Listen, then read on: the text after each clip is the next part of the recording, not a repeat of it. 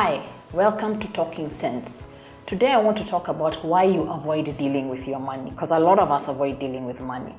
Now, over the years, I've been receiving a lot of information on parenting classes, flyers, seminars, and I've never gone.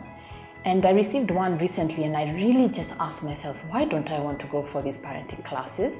To be quite honest, I'm petrified at getting information about what I did wrong and facing the fact that I may have ruined my children's lives forever and they may have to go for therapy for the rest of their lives. Of course, that's not true, but that's the fear talking. That's what's in my head. So I think it's the same thing with money. Sometimes we don't want to face money. We don't want to learn about money because we are so scared about how many mistakes we possibly could have made. And we think there's nothing that can come and help us out. So we'd rather just go along with life and think that at one point a deal will come and just wipe away all my fears because suddenly I'll have these millions of money. But unfortunately, that's not going to happen. So we really have to deal with our money. And by dealing, you may be watching this and say, I deal with money, I pay bills, I spend money, I even have a bit of savings. I don't mean that. That's not truly dealing. Dealing is really getting intimate with your money the same way you would in a relationship. It has its ups and downs, but you're in it and you go with the flow and learn as you go along.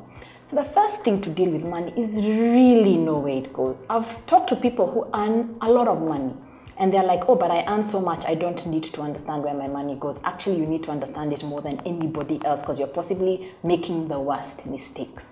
And it's not just about budgeting, though budgeting is a great tool. It's really understanding, what do those drinks after work cost you? What does that lunch you ordering cost you? What do those magazines or newspapers you buy cost you? When you sneak into the supermarket at some random hour, what does that cost you? Those habits, because it really reveals yourself to yourself. And to add on to this, start understanding even those shares stuff that you've done, where is all that? It would be really hard to be in a relationship if you never knew where your significant other was. So it's the same thing with money. This first step is really just understanding where is your money. Then there's the next step, which is really the meat of dealing with your money. Once you do this, you're going to realize this is where you are, but where you want to go is so far ahead. You're working, you're earning money, you've saved a bit, but the house you want to buy costs 100 times more than you earn. So people just give up because they're like, they can't see how it gets done. And dealing with it doesn't give you all the answers up front. It just requires you to enter the system and become engaged with your money. So engaged looks like this.